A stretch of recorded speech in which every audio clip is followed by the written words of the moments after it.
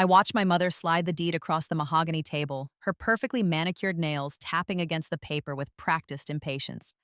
Sign it, Elena. Your sister needs this apartment more than you do. My hand hovered over the document, trembling.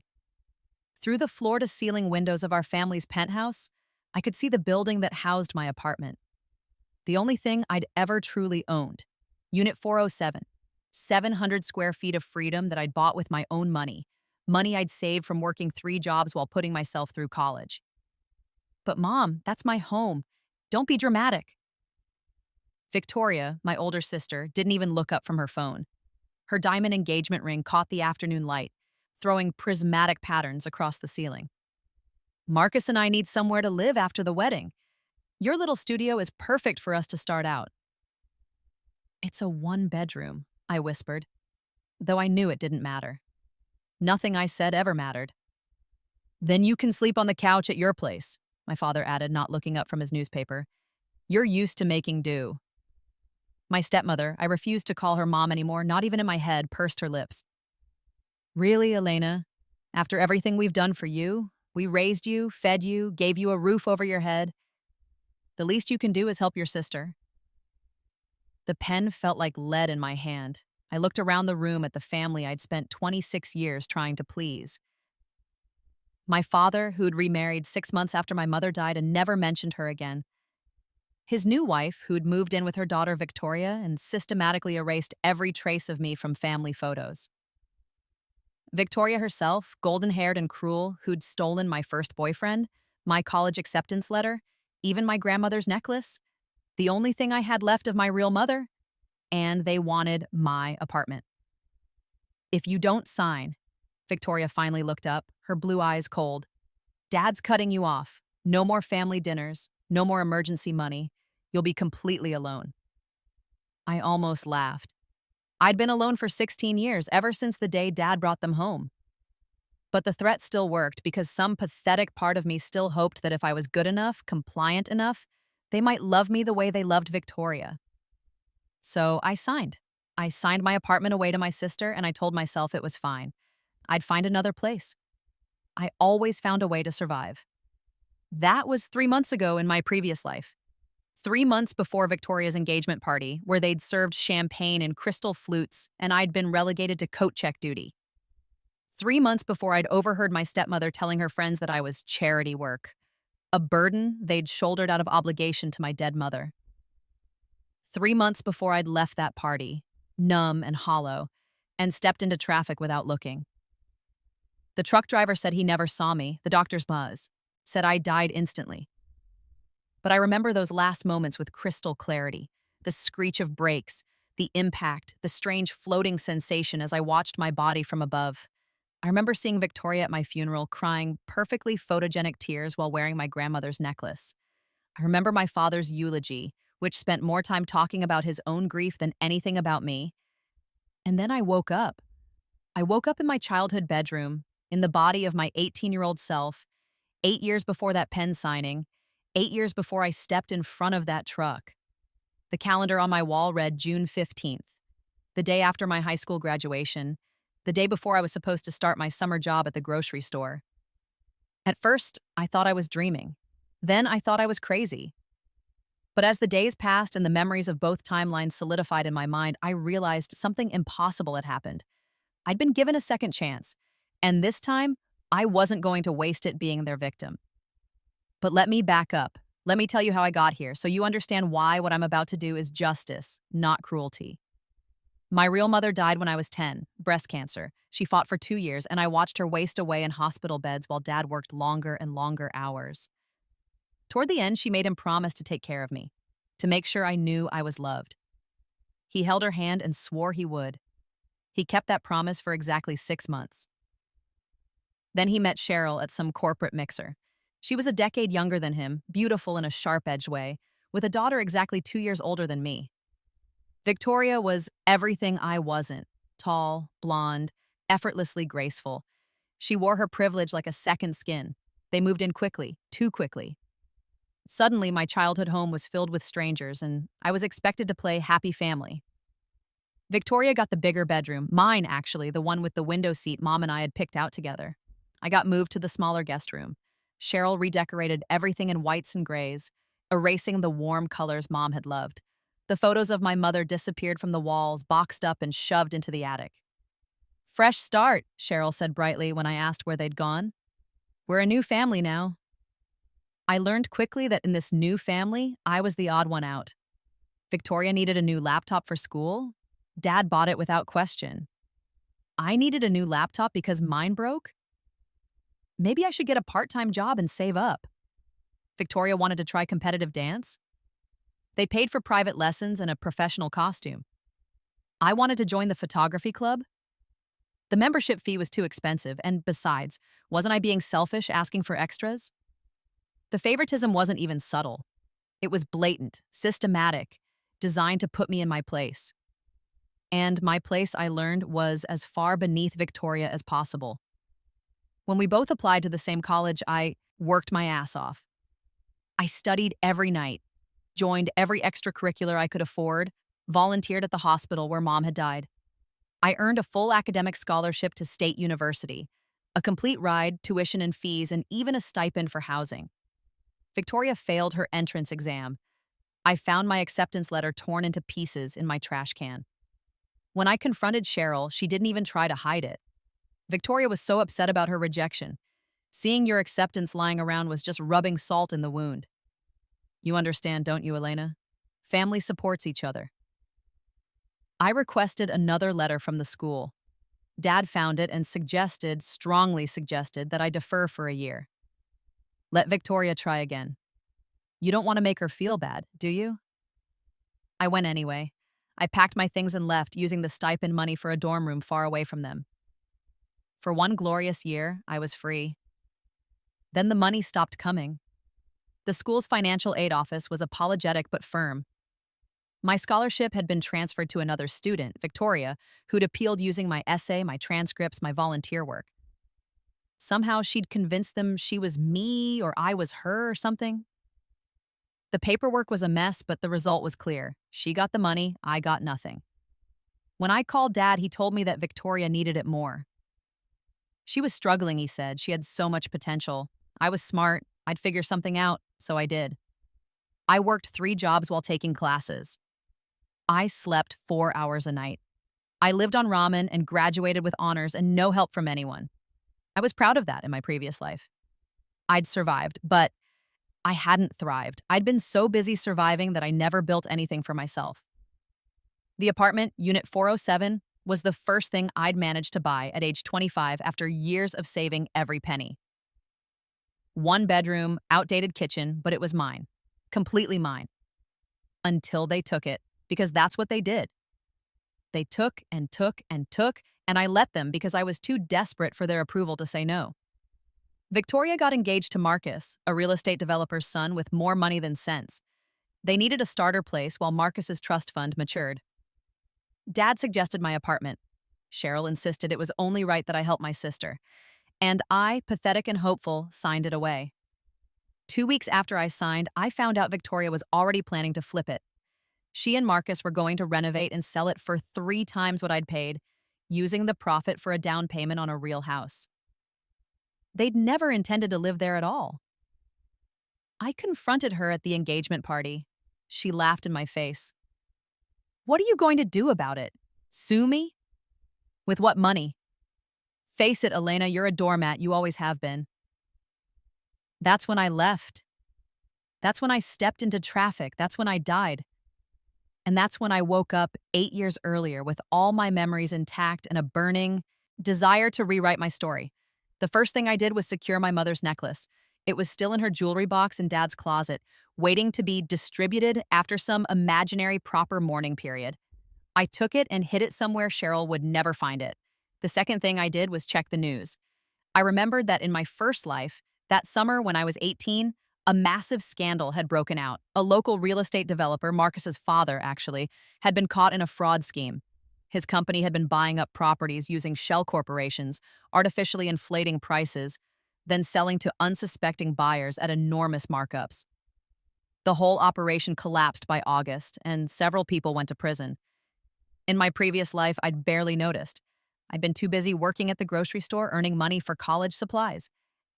This time, I paid attention. I spent my grocery store wages not on college supplies, but on something else: legal consultation. I found a hungry young lawyer fresh out of law school who was willing to work for cheap because he needed to build his portfolio. His name was David Chen, and he was brilliant. "You want to buy property?" He looked skeptical. "You're 18, Shaz." "I want to create a trust," I corrected. "Can you help me?" I told him about my mother's life insurance policy. In my previous life, Dad had kept that money for my education, which really meant Cheryl had redecorated the house twice. This time, I knew the exact amount, $200,000, and I knew that legally, it was mine. Mom had been smart enough to make me the direct beneficiary, not Dad. David helped me file the paperwork to access it. Dad hit the roof, but there was nothing he could do. The money was legally mine, and I was legally an adult. Cheryl cried and told me I was ungrateful. Victoria called me a bitch. I didn't care. For the first time in my life, I didn't care what they thought. With David's help, I set up a trust and started watching the real estate market like a hawk. I watched Marcus's father's company buy properties all over the city. I watched the prices creep up. And I waited. The building where my apartment had been, would be, was called Riverside Towers. It was a decent mid-rise in an up-and-coming neighborhood. In my previous life, I'd bought Unit 407 when I was 25. The building had been owned by a small property management company that treated tenants fairly. But I remembered something else. I remembered that 2 years before I bought my apartment, Riverside Towers had been for sale. The original owners wanted to retire, and they'd listed the whole building for $2.3 million, a steal, considering the location and the rental income. But it was a brief listing, pulled after just 3 weeks because they'd accepted an offer. In my previous life, that offer had come from Marcus's father's company. They'd run it into the ground with poor management and predatory practices, then sold it again. 5 years later, at a huge markup to the company I eventually bought my apartment from. This time, things would be different. I waited until the exact week I knew the building would be listed. Then I made my move. The problem was I didn't have enough money. Even with Mom's insurance and my savings, I had maybe $15,000. The building cost $2.3 million. That's when I remembered something else from my previous life, something I'd overheard at Victoria's engagement party when I'd been standing unnoticed near a group of Marcus's father's business associates. They'd been laughing about the Riverside deal, about how they'd lowballed the original owners by offering cash and closing fast. We told them we'd close in 2 weeks, no inspection, no contingencies. They were desperate to retire and move to Florida. They took $1.9 million for a building worth $3. $1.9 million. Still more than I had, but closer. I went back to David. "I need to find investors." He looked at me like I was insane. "You're 18 years old. No one's going to invest with you." "They will if we give them a good enough deal." I pulled out my research. This neighborhood is about to explode. The new metro line is coming through in 3 years. Property values are going to triple. We buy this building now, manage it properly, and in 5 years we'll be sitting on a gold mine. "How do you know all this?" I couldn't exactly tell him I'd lived it before. I do my research. It took 6 weeks, but David found 3 investors willing to take a chance. A retired teacher looking to diversify her pension, a young couple wanting rental income, and David himself, who kicked in $50,000 of student loan money he'd been saving for a house down payment. Together, we formed Riverside Holdings, LLC. I contributed my $215,000 and became the managing partner with 40% ownership. The investors held the rest with a structured agreement that allowed me to buy them out over time. We made our offer on August 3rd, $1.9 million cash, 2-week close, no contingencies. The sellers accepted the next day. On August 17th, 3 days before Marcus's father's company collapsed in scandal, I became the owner of Riverside Towers, all 48 units, including Unit 407. I was 18 years old, technically a college freshman, and I owned an apartment building. Dad lost his mind.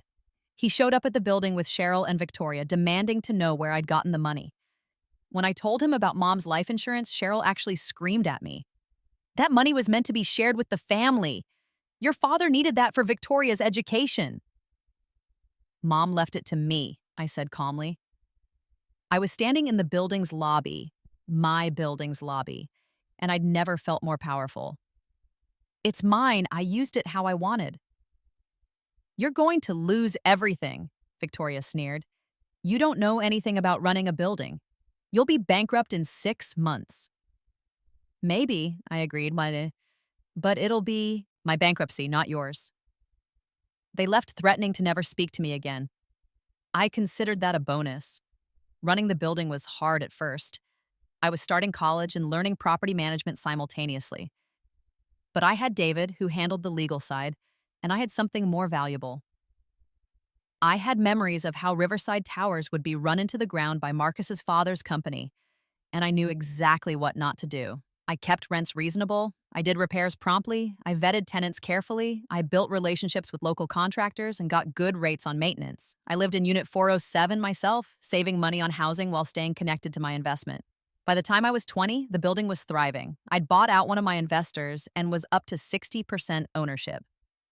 The neighborhood was gentrifying exactly as I'd predicted, and my property value was climbing. By the time I was 23, I owned the building outright. I'd refinanced, bought out the remaining investors, and paid David back with generous interest. The building was worth $4.5 million, and it was 100% mine. I barely spoke to my family during those years. They'd occasionally reach out when they needed something, money, usually, or a favor.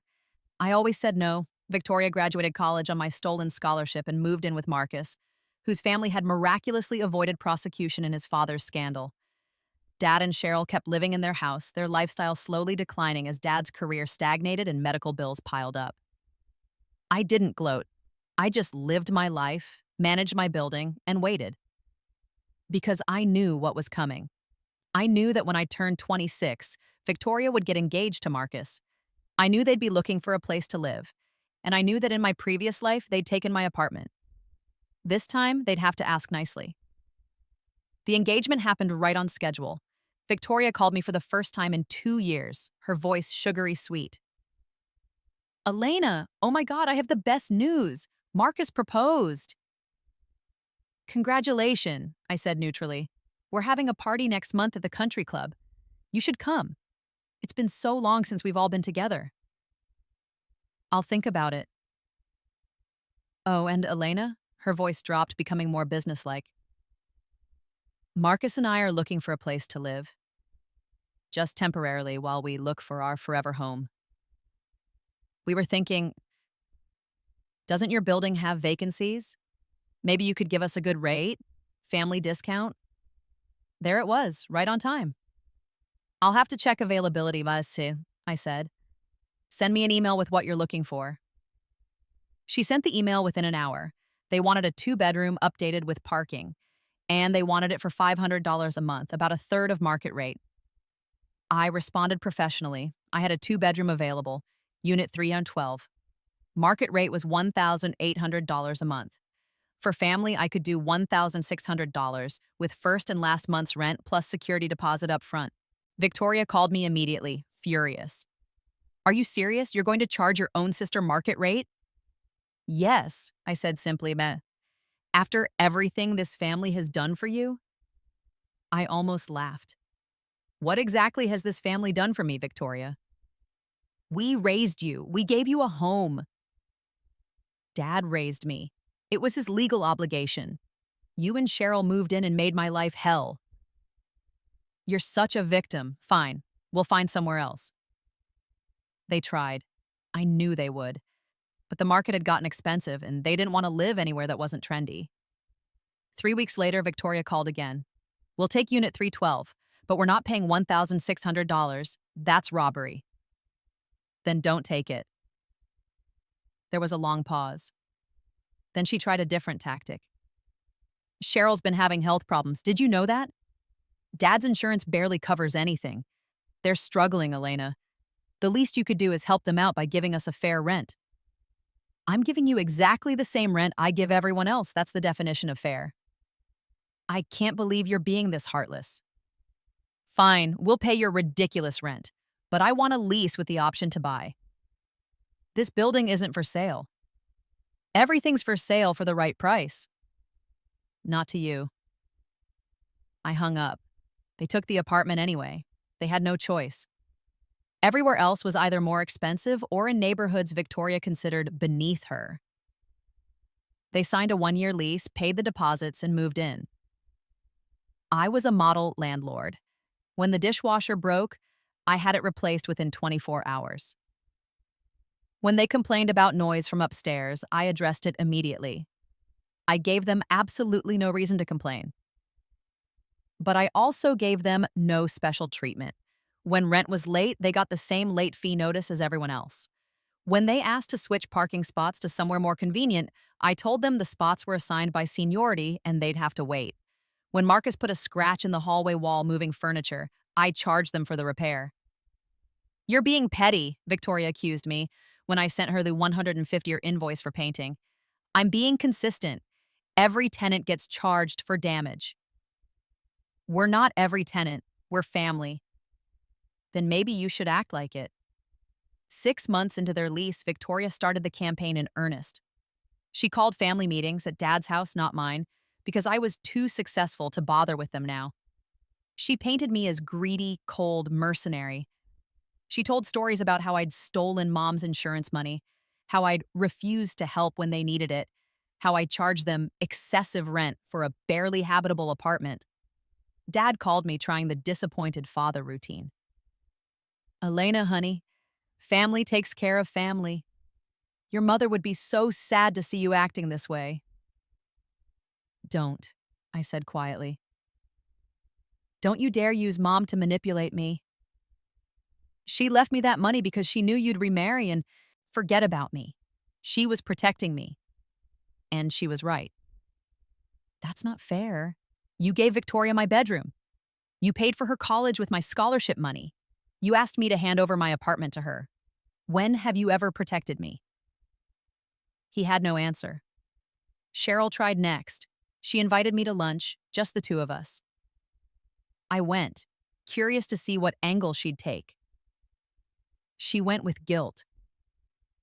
"I know I was never the mother you needed. I know Victoria and I came into your life during a difficult time, but we're still family, Elena. And Victoria is struggling. Marcus's business isn't doing well, and they're barely making rent. If they get evicted, it'll ruin their credit. Don't you care about your sister's future?" "Why should I?" I asked.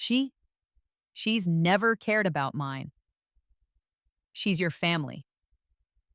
So why does family only work one direction? Why am I expected to sacrifice for Victoria, but she never has to sacrifice for me? Cheryl had no answer either. The real test came when their lease was up for renewal. I sent them the standard renewal notice. Rent would increase to $1,750 in line with the market. They could renew for another year or give 60 days notice. Victoria showed up at my door, Unit 407, the apartment I still lived in, the apartment that in another timeline would have been hers. "We need to talk." "Make an appointment with the building manager." "Elena, cut the corporate bullshit. We can't afford $1,750. We need you to freeze our rent." "That's not how rental markets work." "Make an exception. We're family." "You keep saying that like it means something." She looked around my apartment, the apartment I'd bought with my own money in my previous life, the apartment she'd tried to steal, the apartment that existed now in a timeline where I'd outmaneuvered her at every turn. "You know what your problem is?" Victoria's voice was cold. "Yeah. You think you're better than us now. You got lucky with some investment, and now you're too good for your own family." "Lucky," I repeated. I worked 3 jobs putting myself through college with no help from anyone. I researched markets and took risks. I built this. There was no luck involved. You're going to regret this. When you need family, we won't be there." "You've never been there," I said. "That's not a threat. It's a relief." They refused to renew at the increased rate. Fine, I had a waiting list of potential tenants. I sent them the 60-day notice as required by law. That's when things got ugly. Marcus tried to pull some legal maneuvering, claiming their lease had an automatic renewal clause. It didn't. David had written all my leases personally, but Marcus paid a lawyer to file paperwork anyway, trying to tie things up in court. David crushed it in a week. The judge looked at the clear, straightforward lease, looked at Marcus's spurious claims, and ruled in my favor. Marcus was ordered to pay my legal fees. Victoria tried the social media angle. She posted about her cruel landlord sister who was kicking out family. She painted herself as the victim, Marcus as the struggling young professional, me as the heartless property owner. It might have worked, except several of my other tenants saw her posts and responded with their own stories. Stories about how I'd let them pay rent late during emergencies, how I'd upgraded their appliances without raising rent, how I'd organized building events and created a real community. One tenant posted a picture of Victoria's apartment after they moved out. They'd destroyed the place, leaving holes in walls, stains on carpets, even a broken cabinet door. "This is who you're defending," the tenant wrote. "A spoiled brat who treats property like garbage and expects special treatment." The social media campaign collapsed. Victoria deleted everything. Dad tried the legal route too. He found some obscure law about family obligations and tried to sue me for failing to support my sister. David had that thrown out even faster than Marcus's lease claim. Finally, desperately, they tried to buy the building. Marcus approached me with an offer, $5 million, all cash, close in 30 days. It was a good offer. The building was worth about $5.2 million odd at that point. But I knew something Marcus didn't know, something I remembered from my previous life. The new metro line was breaking ground next month. It would be done in 2 years. When it opened, this neighborhood would explode. Property values would double, maybe triple. "Not interested," I said. $7 million. "No. $10 million. That's my final offer. $10 million. For a building I'd bought for $1.9 million 6 years ago. In my previous life, I would have died before ever seeing that kind of money." "No," I said again. "This building isn't for sale." Marcus's face turned purple. "You're doing this to punish Victoria." "I'm doing this because I'm a good investor." "But if it also means Victoria doesn't get what she wants?" I smiled. "That's just a bonus." The 60 days ran out. Victoria and Marcus hadn't found another place, or more likely hadn't tried. They thought I'd cave at the last minute. I didn't. On the 61st day, I had the sheriff's department serve them with an eviction notice. They had 24 hours to vacate. Victoria called me crying, real tears this time, not the pretty ones she'd cried at my funeral in another life. "Elena, please, we have nowhere to go. You've had 60 days. We can't afford anywhere else." "That's not my problem." "What happened to you? You used to be kind. You used to care." I thought about that, about the me she'd known, the doormat who'd let herself be walked over for years. The me who'd signed away her apartment because she was desperate for approval. The me who'd died alone and unmourned. "I grew up," I said. I learned that being kind to people who only take advantage isn't kindness, it's stupidity. "Please, one more month, just one more month, and we'll find something." "No, I'm your sister." "You've never treated me like a sister. Why should I start now?" I hung up. They didn't leave voluntarily. The sheriff had to physically remove them on the second day. They'd trashed the apartment in a final act of spite, broken everything they could break, poured paint on the carpets, even torn the fixtures out of the bathroom. The damage totaled $15,000. I sued them for it and won. They couldn't pay, so the court garnished Marcus's wages.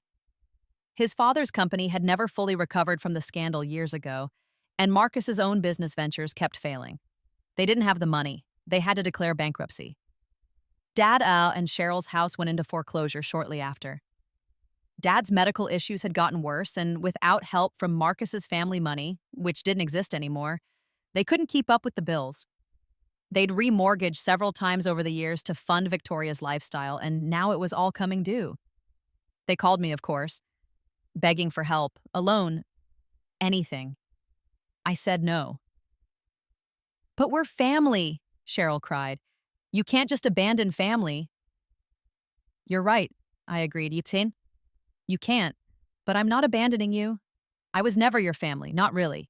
You made that clear 16 years ago when you threw away my mother's pictures and gave my bedroom to Victoria. You made it clear when you stole my scholarship money, when you tried to take my apartment, when you treated me like I was nothing.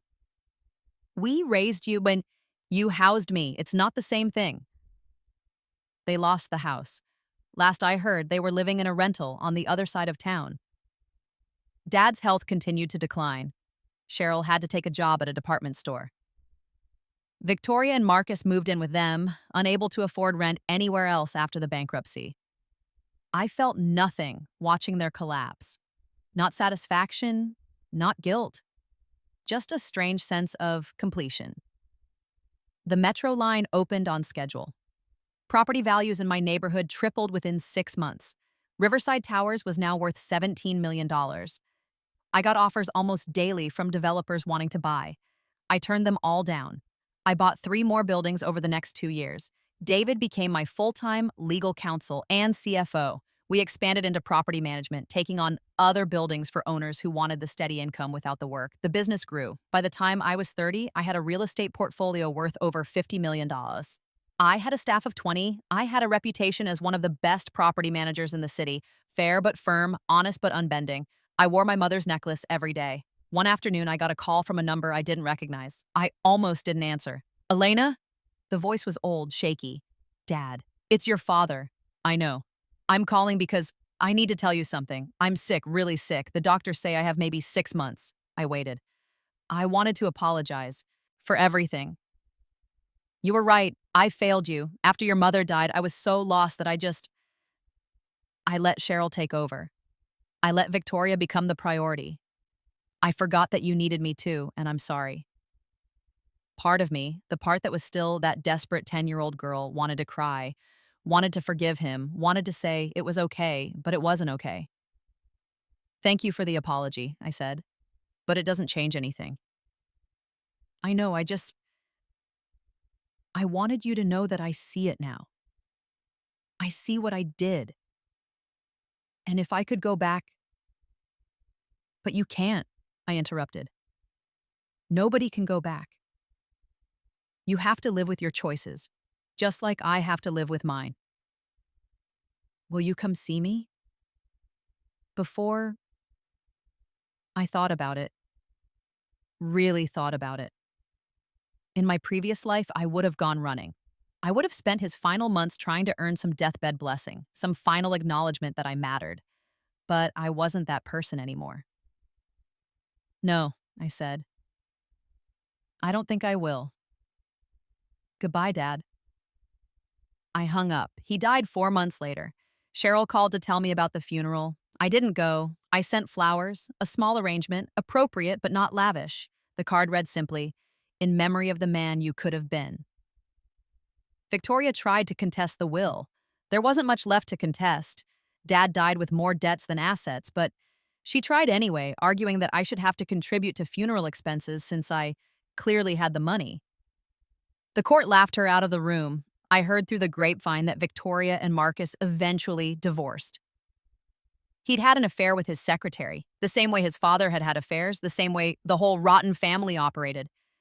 Victoria moved back in with Cheryl, and they both worked retail jobs, barely scraping by.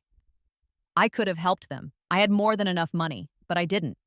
Because some people don't deserve redemption.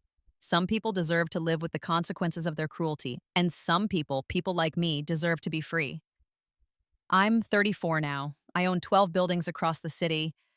My company manages 40 more. I employ over 100 people, and I'm known for treating them fairly, paying them well, promoting from within. I've started a scholarship fund for first-generation college students who've lost a parent. It's named after my mother. I still live in Unit 407 at Riverside Towers. It's worth probably $800,000 now, and I could live anywhere.